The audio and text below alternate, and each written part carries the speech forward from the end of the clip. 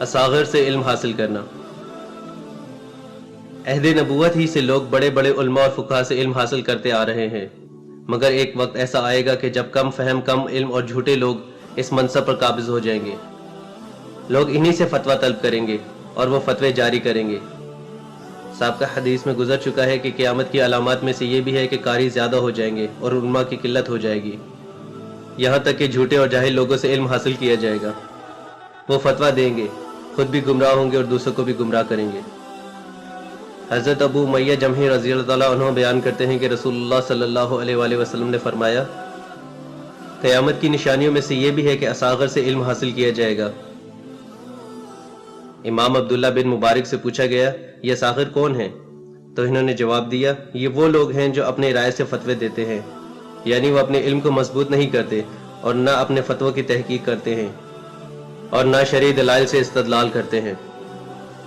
یہ بھی کہا گیا کہ اصاغر سے مراد اہل بدعت ہیں۔ حضرت عبداللہ بن مسعود رضی اللہ عنہ سے روایت ہے، لوگ اس وقت تک خیریت سے رہیں گے جب تک ان کے پاس علم صحابہ کرام اور کبار علماء کے ذریعے آتا رہے گا، لیکن جب علم چھوٹے لوگوں کے ذریعے آنا شروع ہوگا تو وہ تباہ و برباد ہو جائیں گے۔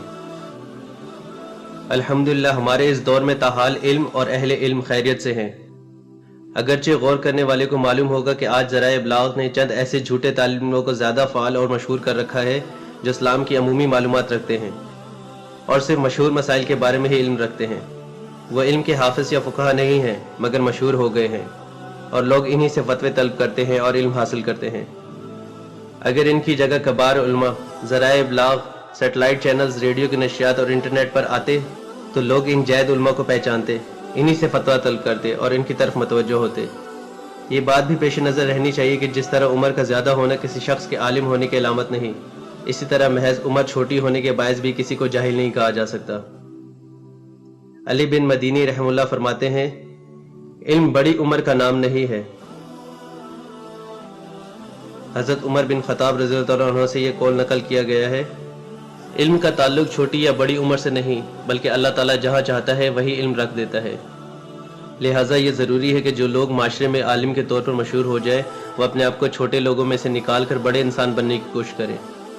یہ اسی وقت ممکن ہے جب وہ مزید علم حاصل کریں، کتاب و سنت کا فہم پیدا کریں، اپنے علم کو پختہ کریں اور بڑے علماء کرام سے رابطہ رکھیں۔